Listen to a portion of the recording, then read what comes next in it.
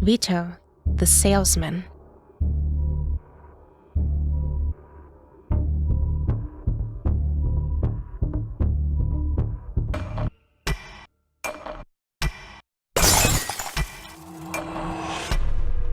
Thomas nearly jumped out of his skin at the waitress, suddenly dropping her tray of glassware a mere 5 feet from his booth. The sound of jingling glass shards and metallic forks bouncing around could be heard long after the accident initially occurred, as they bounced around wildly. This stung Thomas's ears, like a swarm of gnats, forcing him to wince in displeasure. He looked up at her, very annoyed, and clutched at his chest instinctively.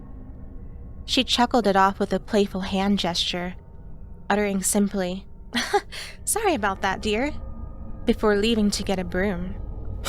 Great. He scoffed to himself.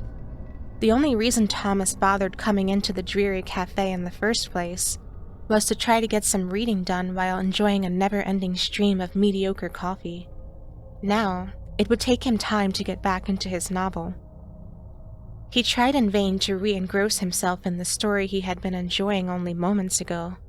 However, the light reflecting off the shattered glassware to his right prevented him from doing so, as it shined straight into his eyes.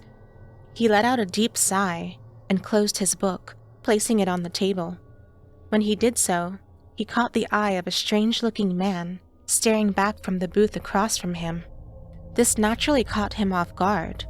Thomas had deliberately chosen the booth in the far corner of the diner so he would be alone. Perhaps the man was waiting for someone? He thought.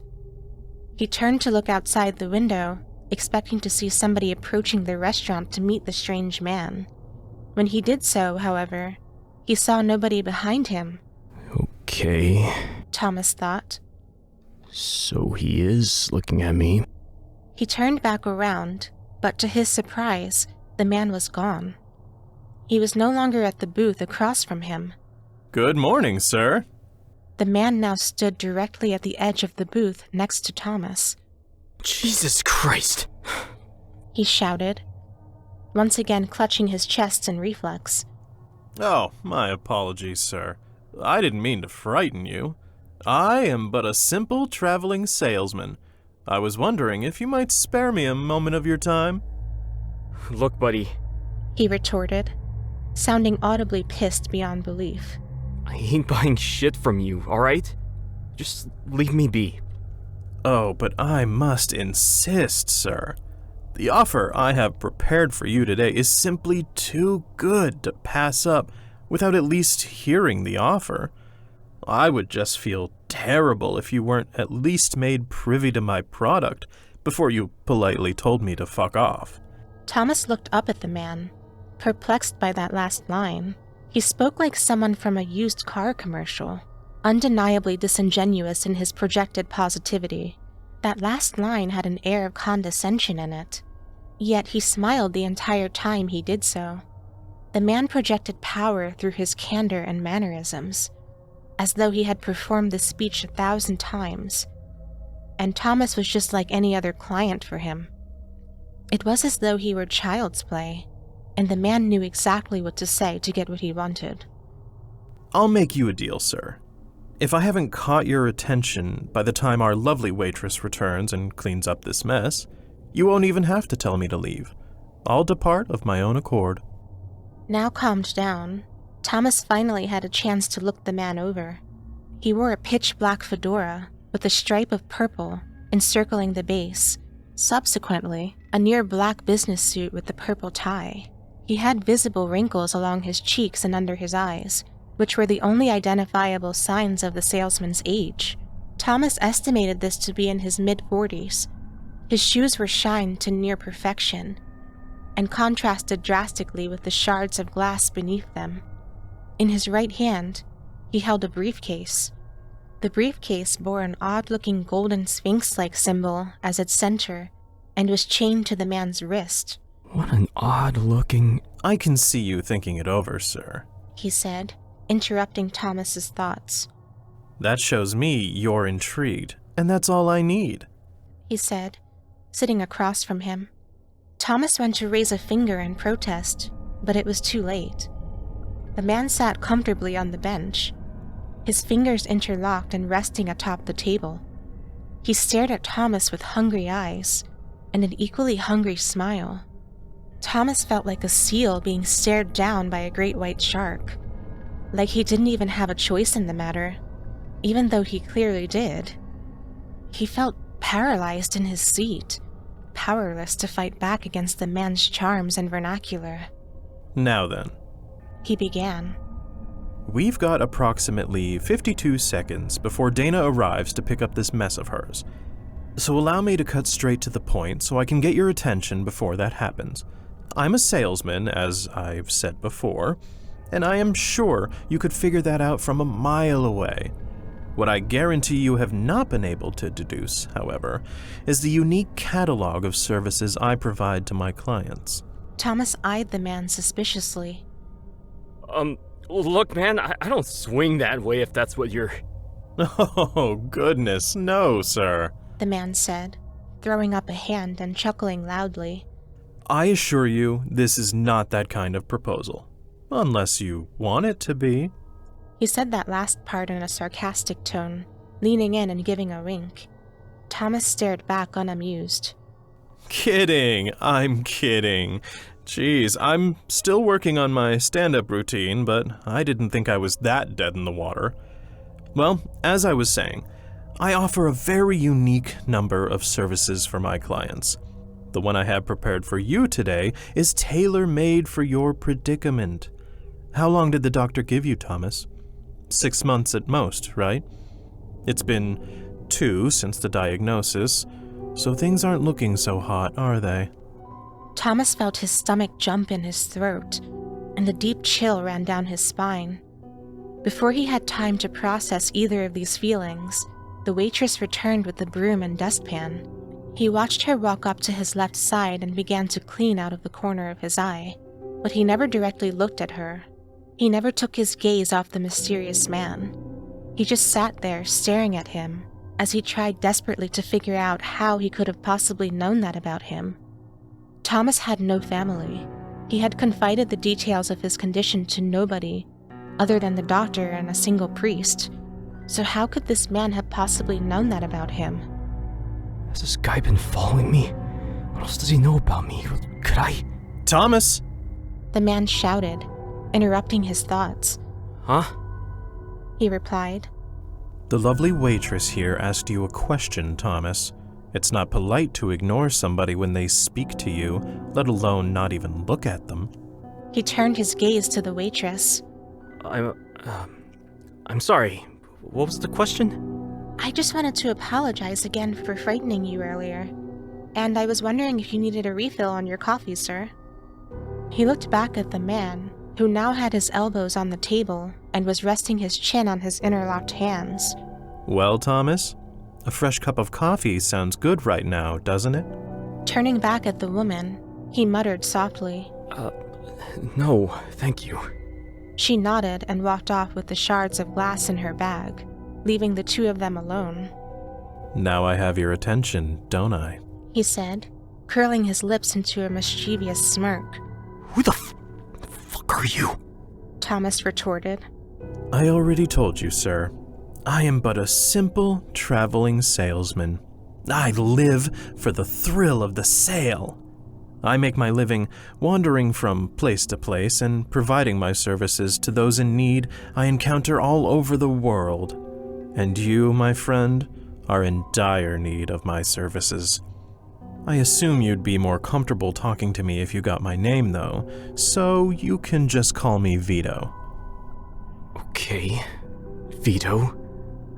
How do you know about my situation? Oh, I know much more than just your situation, Thomas. The mention of his name once again sent chills down his spine. He had never told the man his name, nor did the waitress call him by it earlier. Obviously, I know your name. I know about your condition. What did the doctor tell you exactly? That only 3 out of 100,000 cancer patients get heart tumors a year? Lucky you, am I right?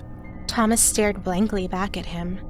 More so than that, I know you're He paused momentarily as he playfully stroked his chin, making it seem like he was struggling to find his next words. Blood type, last name, mother's name, favorite movie, job you had when you were 23 years old, and I know the name of the hooker you were with 3 weeks ago. Oh yeah? Tell me then. He retorted, crossing his arms and feigning an aura of confidence. The man cracked his knuckles before speaking back up. B negative, Taylor, Veronica, Robocop, which, personally, I think is a badass choice. You were a cashier at the supermarket for way too long since the boss didn't need any additional managers, and her name was Lily. I also know about all the sick and depraved things you did to that poor woman, Thomas. I can't say I blame you, though. If I knew I was kicking the bucket, I would want to do as much as possible myself. Personally, I've always wanted to get someone to— Right, I get it. You know a lot about me, so what? What, is this some kind of a scam? Are you trying to blackmail me? Blackmail? Vito sounded audibly offended at that notion. Jesus, Thomas, who do you take me for? This is no blackmail, and I assure you it is in no way a scam. I simply want to sell you something. Oh, yeah, right. He said, sipping his coffee. You just want to sell me something and that's why you've been spying on me for God knows how long? I have not been spying on you, Thomas. I simply know these things. It's one of my many talents. One of the perks of being me and doing what I do, you could say. Selling stuff lets you know everything about a person, huh? No, something is not right here. Just what kind of salesman are you exactly? With a slight curl of his lip, he slowly placed the briefcase that had been sitting on the bench onto the table and turned it around so the opening faced Thomas. One of a kind. Before Thomas could respond, Vito rotated the dials on the case lock to read 805 and unlatched it, exposing its contents to him. What lay before Thomas in the case was something he could never have predicted. Never in a million years would he have guessed the cargo this man had been carrying with him all this time. Nor would he have guessed such an item was attainable, let alone comprehensible to exist.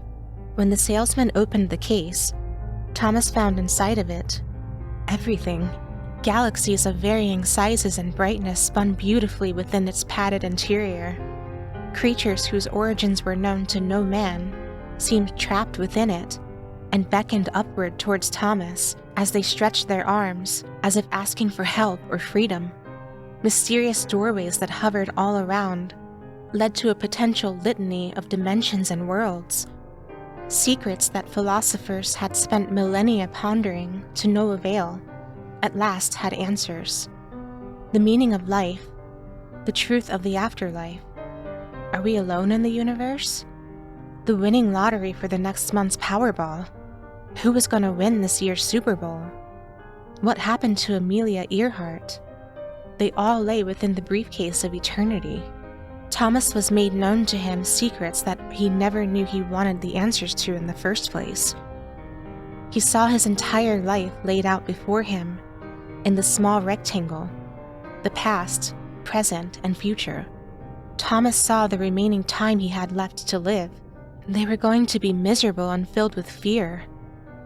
He was going to die sometime in his sleep in precisely 2 months and 13 days from now. Nobody would be at his funeral. Nobody would remember him, save for the waitress, who would have gotten used to his daily visits to the cafe by that point. She wouldn't remember him fondly, however. She would remember him as some cranky old bastard. That would be his legacy, the only lasting trace of his existence, the only mark he would ever make on the world. Thomas felt his sanity slipping. His lip quivered uncontrollably as a dart of sweat shot down the side of his face and crashed onto the tabletop beneath. What is this? He finally managed to whimper out. The salesman's lips curled up even more, into a serpentine-like smile.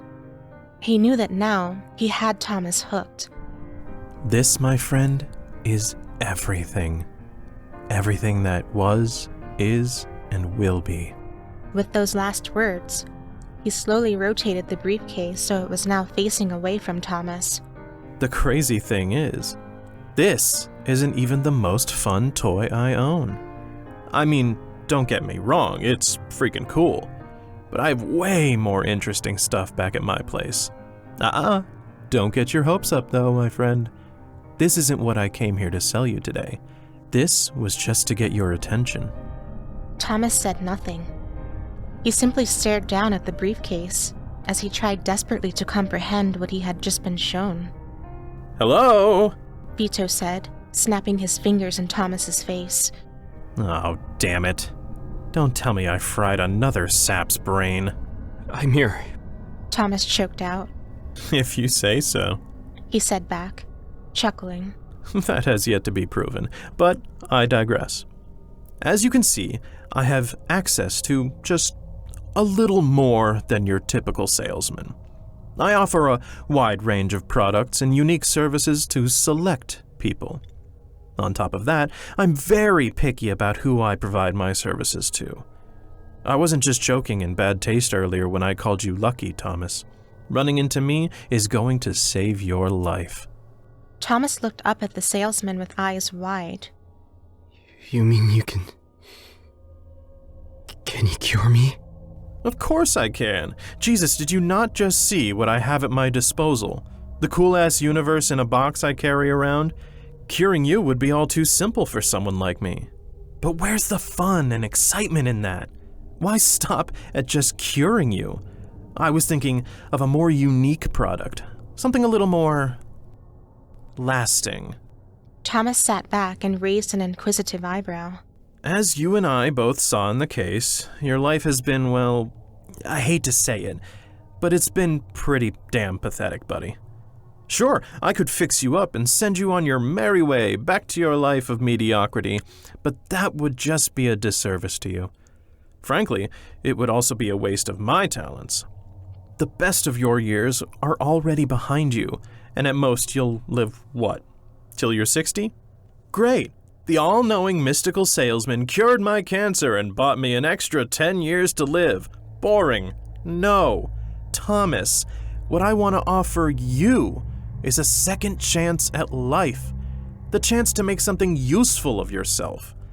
What I have for sale today, the product I want to offer you is... He leaned inward, ensuring nobody could hear him, and whispered, Immortality. They sat there silently for a few moments. After that, analyzing each other, Thomas searching for signs of danger, and Vito searching for signs of weakness. Like a mental chess game, they appeared to be thinking through all the intricacies of the proposition offered. An average man would have laughed off the notion as a joke. At that moment, however, Thomas was not just an average man. The contents of that case had shattered his worldview, and proven to him that this salesman truly did possess powers far beyond his comprehension. If this was a scam, it was the most intricate and multi-web scam ever conceived. Why him? Thomas wondered to himself. Why does this person want to make a deal with me of all people? What does he want from me? I can see you thinking it through. Vito said, interrupting his thoughts once again. You're thinking through the intricacies of why you, right? How did you know? Hello? All-knowing mysterious salesman here. Have we met before? He interrupted, joking to himself. Plus, I've had this conversation 1,000 times with 1,000 different clients from all over Earth and across the cosmos. This is always the part of the transaction where the questions arise. So allow me to put your mind at ease. Why would I bestow this unique gift on someone as insignificant as you? Well, it's as simple as this. We just so happen to be in the same room today. Lucky for you, the stipulations of selling to you would benefit me in particular. This leads me to the other caveat you're pondering. Payment, right? Don't worry. I see you racking your brain trying to think of what someone like me could possibly ask of you. Well, I'm not going to ask you for anything that crazy. Just a tiny thing that will soon become irrelevant to your newfound eternity. All I want in exchange for you becoming immortal is your car. Thomas tilted his head and let out an audible. Huh? What? That's right. I like your car, Thomas. Mine just so happened to kick the bucket a few miles south of here, so I'm currently in the market for a new one. He leaned backward, gesturing towards the dirt road as he spoke that last line. Why not just pull a new car out of that damn briefcase of yours? I mean, I could, but I like your car, Thomas. He said, turning back and pointing a finger at him. Plus, I never make a sale for free. I don't do charity and never will. Gotta give something to get something, you know? It's a matter of principle for me. So what do you say? Are you ready to finally make something of yourself? Are you ready to accept my offer today and become immortal? Oh, who am I kidding? Of course you are. A smart guy like you wouldn't turn down an offer like this now, would you? Thomas sat there in silence for a moment, pondering it. His thoughts began to run wild as he conversed with himself, trying to reach a decision. He just wants my car? This is also strange. Everything seems like a big game to this guy. But then again, when you're pawing around the universe in a box, I guess everything would seem like a big game to you. Maybe he really does just like the look of my car. Maybe he really wants to help me. But he can't do it unless an exchange of some kind is made. Or, as I thought earlier, he's bored with this infinite power and is just fucking with me to pass the time.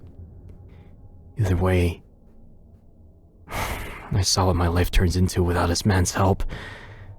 I'm going to die in 2 months, and there's nothing I or the doctor can do about that. With that final thought, he felt a sense of dread wash over him. He tightened his hands into a fist and dug at his palms till the knuckles turned white. He then let out a deep sigh and spoke. Accept. With these words, the salesman smiled his broadest smile yet, seemingly truly shark-like at this point. How do we make the sale? Is there a contract or something? No contract is needed, Thomas. I believe in a good old-fashioned handshake. My word is my bond, and I trust yours will be too. Plus, nobody likes paperwork, am I right? Simply place your keys on the table next to the case and shake my hand, at which point I will bestow upon you the gift of immortality. With that, the man extended his right hand out, sliding the book he had been there to read in the first place to the side. Thomas stared at him for a few tense seconds, as he felt his heart begin to pound in his chest. His chest hurt a little. This only heightened his dread and tightened his resolve to live even further. Before he could change his mind, Thomas did as instructed and slowly placed his car keys next to the briefcase in the middle of the table. He eyed Vito's hand cautiously for only a few seconds before reaching out and shaking Vito's hand. In an instant, all that Thomas could see was darkness. His vision, which was once illuminated by the bright lights of a happy breakfast diner and a strange man, was in one instant taken from him by force. He was now completely surrounded by a sea of black that seemed to smother him from not just all angles outward but inward, as though his spirit were being consumed by it. He could feel nothing, hear nothing, and see nothing. He looked around, trying to identify his surroundings, but found nothing but black. Wherever he looked, there was no bottom, no left, no right. It was just an empty black void. He thought he could make out the twinkling of stars far off in the distance, but they were faint and barely visible. Then he looked up. When he did so, he felt a cold chill run down his spine, the first real sensation he had experienced since arriving at this strange realm.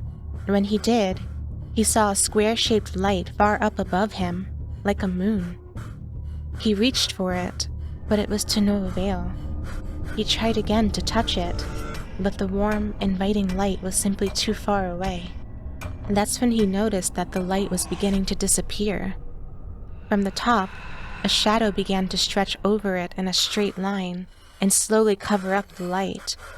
At first, Thomas felt nothing in his newfound void.